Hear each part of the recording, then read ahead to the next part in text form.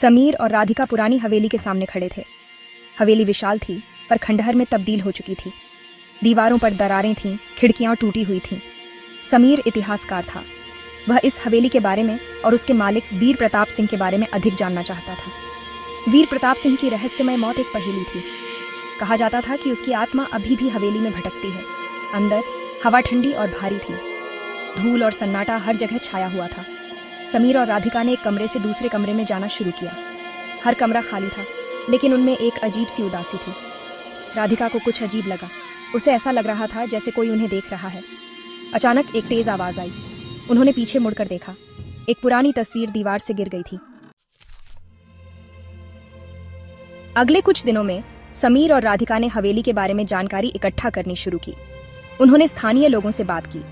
उन्होंने पुरानी किताबें और दस्तावेज पढ़े।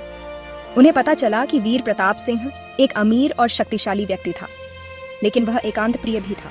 उसकी मौत के बारे में कई अफवाहें थीं। कुछ लोगों का कहना था कि उसकी हत्या हुई थी, कुछ का मानना था कि उसने आत्महत्या की थी। एक रात राधिका को एक सपना आया। उसने एक जवान लड़की को देखा। लड़की सफेद कपड़े पहने हुए थी। उसके बाल लंबे और काले थे।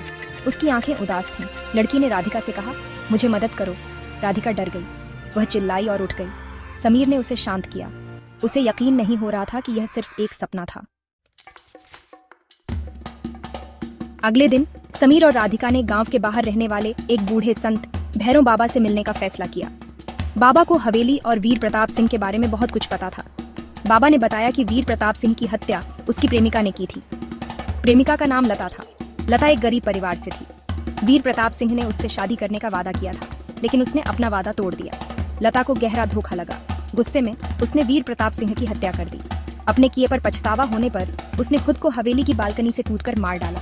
तभी से लता की आत्मा हवेली में भटक रही है। वह शांति नहीं पा सकती। बाबा ने कहा कि लता को मुक्ति दिलाने के लिए उन्हें उसकी आखिरी इच्छा पूरी करनी होगी। समीर और राधिका ने लता की कब्र खोजी। उन्होंने पाया कि लता को हवेली के पीछे दफनाया गया था। उन्होंने एक छोटा सा स्मारक बनाया। उन्होंने लता के लिए प्रार्थना की। उन्होंने वीर प्रताप सिंह से भी माफी मांगी।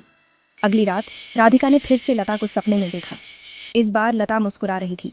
उसने राधिका से कहा, धन्यवाद, अब मैं शांति से जा सकती हूँ। सुबह जब समीर और राधिका उठे तो उन्हें लगा कि हवेली में कुछ बदल गया है। हवा हल्की थी। सूरज चमक रहा था।